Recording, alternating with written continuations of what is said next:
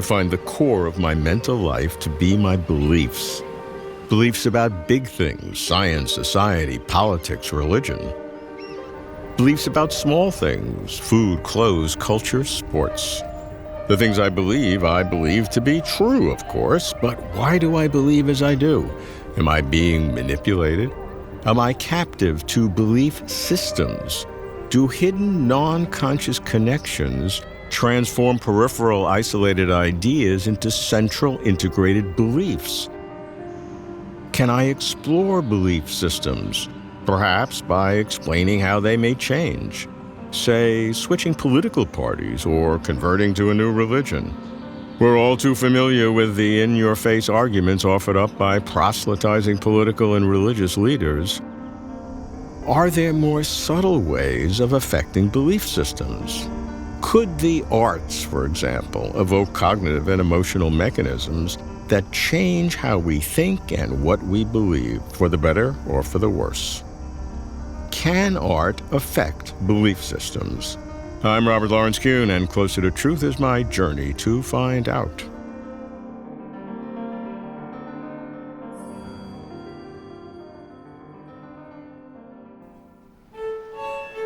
I've long wondered about belief systems. Every time I think about a core topic, Closer to Truth's cosmos, consciousness, meaning, I wonder whether my ideas and the ideas of others are influenced by non-conscious belief systems. For example, are opposing views of, say, the beginning of the universe, the nature of consciousness, the existence of God, all based on opposing belief systems? I'd like to see whether art can affect belief systems, provide fresh perspectives on how belief systems work. I begin with a pioneer in the cognitive science of religion, experimental psychologist Justin Barrett. Justin, what can we say about the role or potential role of art as it affects belief systems of people? There certainly are attractive anecdotes that suggest that the arts play an important role in shaping in different ways of thinking about one's belief system. It's easy to point to Dante, for instance, and his poetry and how it seems to have importantly structured people's view of the afterlife. In a slightly more contemporary version, C.S. Lewis, his book, The Great Divorce, right, made me rethink the nature of human relationships and our relationship with God. So I think the research question for us going forward is, are those representative of a broader pattern, or are they just isolated cases that we shouldn't make too much of? And if they are of a broader pattern, what accounts for that pattern? And I think that it's a question worth asking, because it sure looks like the arts have been entangled with religious traditions, at least, as long as we have records of both. Right. And that surely isn't an accident. One of my speculations is that religious systems experience a little bit of stimulus enhancement and local enhancement. These are two kinds of social learning. Stimulus enhancement is when attention is directed toward a particular object or thing or stimulus in the environment. And because of that directed attention, the learner is more likely to engage that object. Mm-hmm. And applying that to arts and maybe in religious systems, is you can imagine how the adornment of certain kinds of objects makes them more attractive to us in the sense of, I want to interact with that object. A similar kind of thing happens with local enhancement. This is where a particular space becomes more attractive, or you've brought a learner to a particular space, and because they're in that space, they're more likely to make certain kinds of discoveries or have certain kinds of experiences or behave in certain kinds of ways. So if I put artwork in a particular deep part of a cave, for instance, well, more people are likely to go and see that, go to that part of that cave and experience the affordances of that space. Likewise in places of worship. In some ways, it's a call to worship to put arts in a location. They will come. There's something about that locale that has been enhanced and is going to lead to, at least probabilistically, increase the kind of transmission that happens there. And if those spaces have special acoustic properties, if they have special visual kinds of properties, they might actually make themselves very available to mystical and other kinds of religious experiences by virtue of those properties. Isn't that manipulation? Isn't it the use of this is through subconscious feelings manipulating the individual towards a specific objective that the manipulator is using? Yeah, I think that's a legitimate concern that manipulation takes place, especially if somebody is sort of consciously designing this for these kinds of purposes. I don't expect that's usually the case. I think usually there isn't that kind of conscious, deliberate kind of manipulation going on, but rather the worshipers themselves are responding to the space in a particular way that is also attractive to other people by virtue of them also being human beings, and it playing on their psychology in similar ways. I'm concerned that if my emotions are taking me especially towards belief systems, and that could certainly is in a religious context, but also could be a political context right. through art or any other means, that makes me nervous. I have the same kinds of concerns. I get uncomfortable if my emotions are running away with me, or I'm being swept along by the aesthetics, right. the grandeur. Right. And I think the savvy consumer then just needs to be aware of these dynamics. And in some ways that's motivates us to start laying bare some of these things so that we are more cognizant of these dynamics and can rightfully, when we need to, rationally override what might be manipulation of some sort. I'd like to get your thought on Justin offers that art can affect belief systems by enhancing ideas, objects, and spaces which themselves represent specific beliefs. He highlights how the arts have been entangled with religious traditions, speculating that stimulus enhancement and/or local enhancement enable art and religion to mutually reinforce each other. Art's powers are usually assumed to be energizing, enriching, a good thing. But couldn't art also be manipulative, a bad thing? Either way, how does it work? How does art generate its powers? I ask a psychologist who focuses on how to use the arts to promote emotional and creativity skills, Sorana Pringle.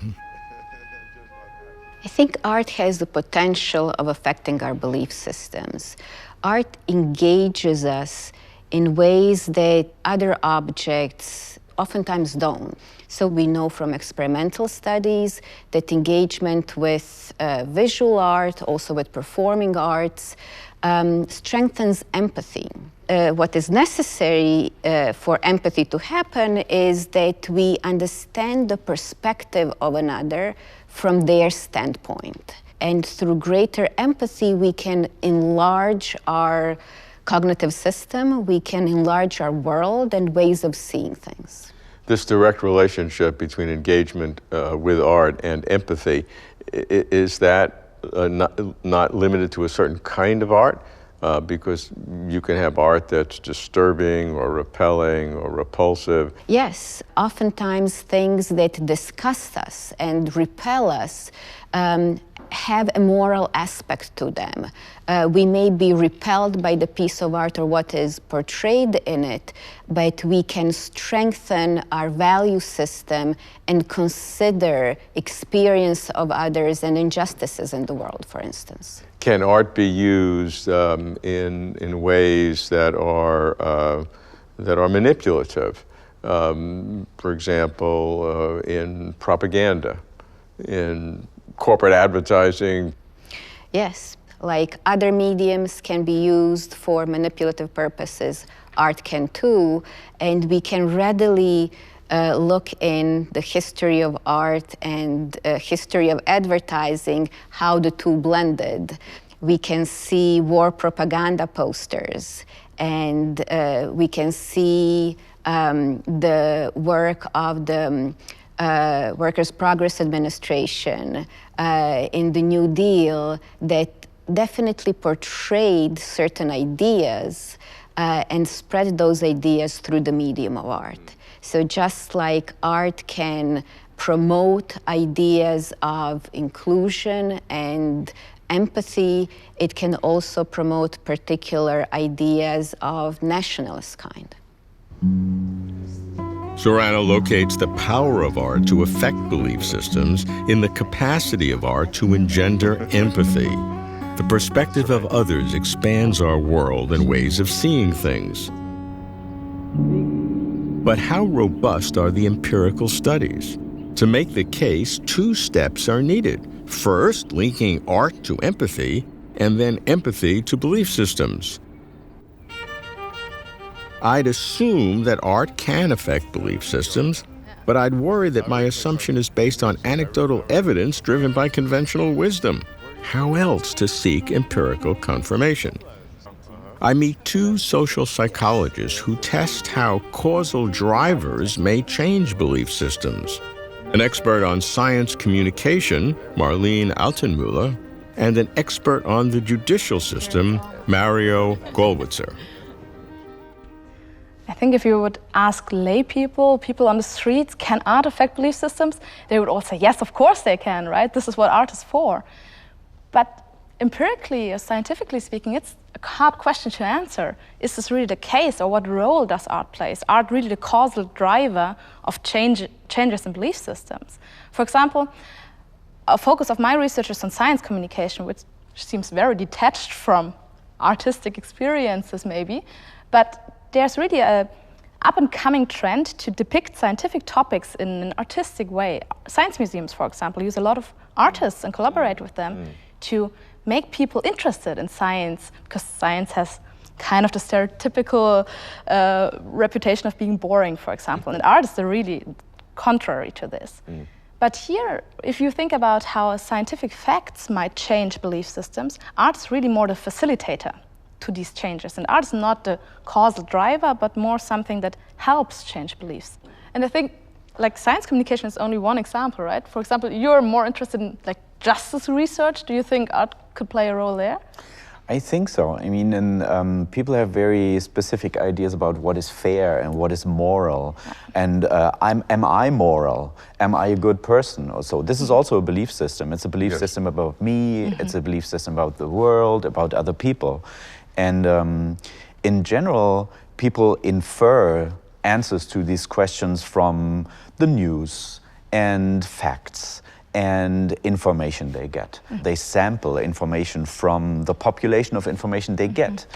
Art is specific, I would say, because it is more than just a sample of information. It's something that affects you in a more direct way, and also in a more sustainable way, probably, than a piece of news. And I like the idea of art being more than just a pick, just a sample of information, because it's a mixture of descriptive and prescriptive norms. So if you think about works of art in the early 20th century, where artists have been dealing with adverse issues such as the First World War, there was an art school that dealt with describing things as they were without judging. But of course it's impossible, because as a viewer you get a normative meaning even from a very descriptive thing. And this is something that I think only art can do. And so you see the artistic contextualization of it more capable of affecting a belief system, because it's an affect, it's an emotional impact. Right, exactly. And it has something to do with you. So if you see a piece of art, the result of engaging with that piece of art is always a self-conscious process. It's a lot more reflective in a way. It's definitely more reflective, and it tells you something about you. I really think that people are more willing to elaborate and reflect on messages of artworks than they might be of press contexts or what they see in the streets, because they know oftentimes the artist has a message, for example, and they're looking for it. They want to understand what they see. To show art affecting attitudes towards science and the justice system highlights art's broad powers to affect belief systems of all kinds. That's progress, but beware generalities. I'd like to know what happens when competing belief systems all use art. The neon light test case is religion. Take, say, Islam and Christianity, both with magnificent art. Islam's wondrous geometric art. And it's no revelation that the two religions are historic competitors.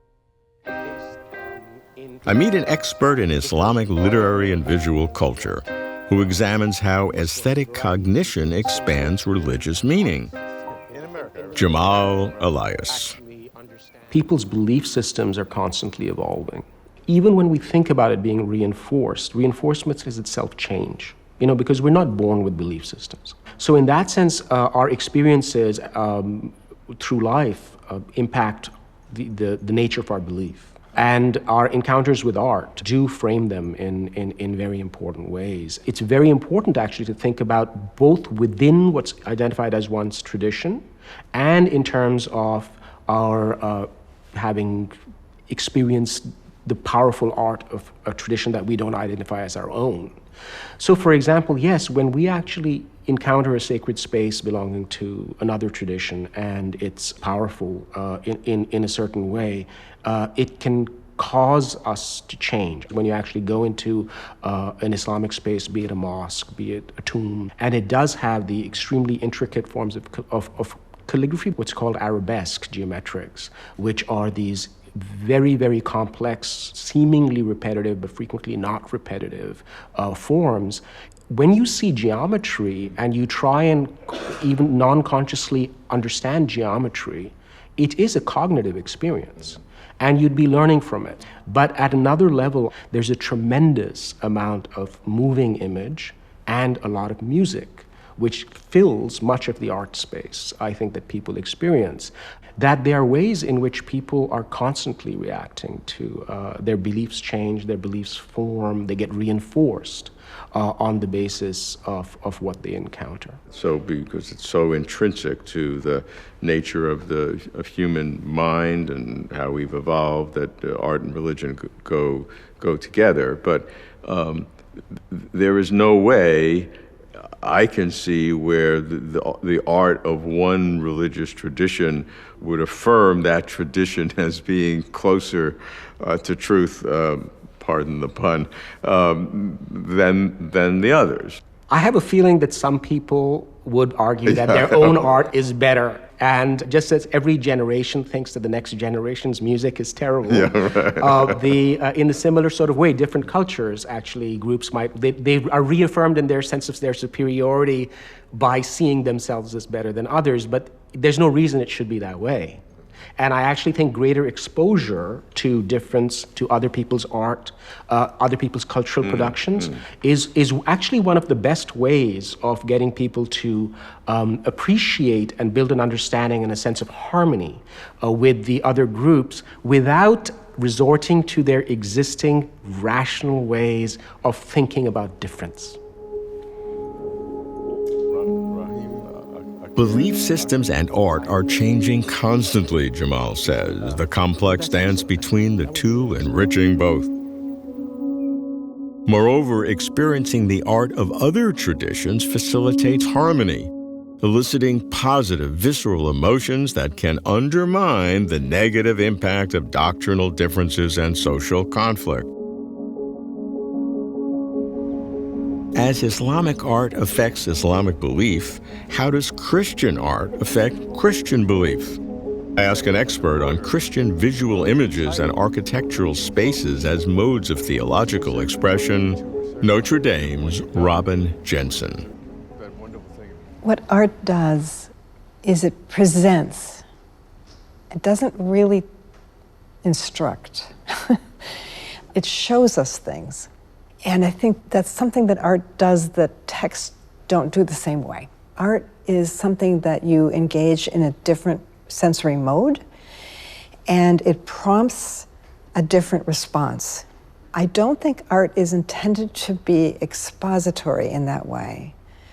It might be didactic, and it might be consoling, or it might teach, but the idea that art teaches Bible stories doesn't really work for me, because you already have to know the Bible story to know what the art is showing. What art does is it enriches the experience of belief. It gives another layer or level in which somebody encounters the sacred. And I think that does affect belief, but not in a knowledge way, not in an didactic or expository way. It deepens the relationship that somebody feels to their faith. And it makes it multisensory. But art can be disruptive as well. You can have very aggravating and maybe changes your belief system in a different way. That's fair too, right? It's absolutely fair. And I think it's really important because we talk all the time about art as beauty. And I'm always very uncomfortable with that because I think that what art at its best is disruptive or can be disturbing. One of the pieces of art that really moved me, and it was a Pieta sculpture, a modern monolithic one that's in Dresden, Germany. It's a standing set of blocks, and the mother is holding a horizontal figure. The head is tipped off, and there's a crown of thorns implied. And the crown of thorns is made of bombs. It's a war memorial for the bombing of Dresden, which is a Pieta, mother holding a dead child. And it's in a side chapel in this Catholic church in Dresden. And I'm getting even kind of choked up, even trying to describe this because it was so disturbing and beautiful at the same time.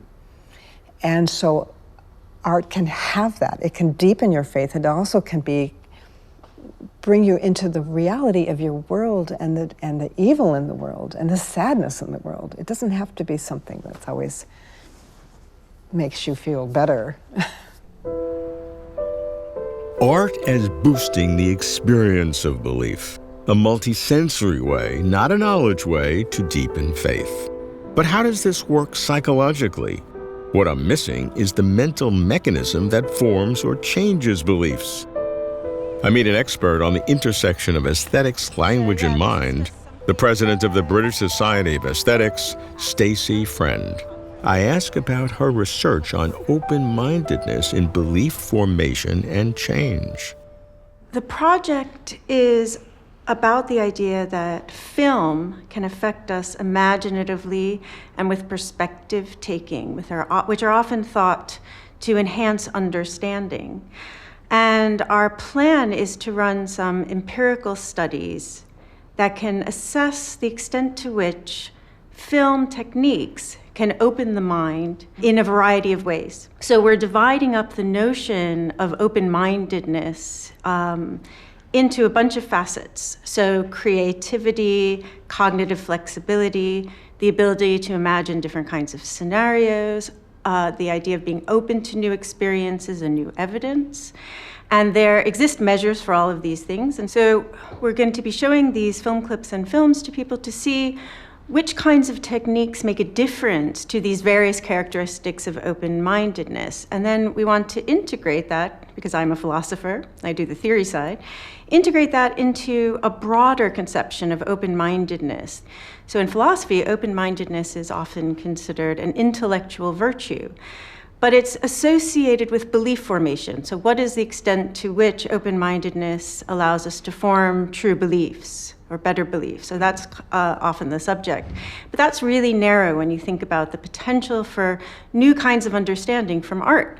And so by thinking about open-mindedness in this broader way as something that might be enhanced by artistic techniques, we want to think about the nature of open-mindedness as an intellectual virtue that's broader than something that you use just to form new beliefs. Our personhood is informed by our beliefs. Our beliefs are generated by our belief systems, and our belief systems can be affected by art. What can art tell us about belief systems? How does art weave its magic in affecting belief systems? Art calls attention to ideas, objects, and spaces, augmenting their impact on beliefs. Art engenders empathy, which enlarges our belief worldview. Art enables open-mindedness, which facilitates belief formation and change. Art facilitates appreciating and experiencing one's own faith, such as Christian iconographic art. Art facilitates appreciating and experiencing other faiths, such as Islamic geometric art. Art affects non-religious beliefs, such as attitudes towards science and justice. Art has its hazards: propaganda in politics, manipulation in advertising. Let no one claim that the superiority of one's art confirms the superiority of one's beliefs. Appreciating belief systems is a necessary but not sufficient step in getting closer to truth.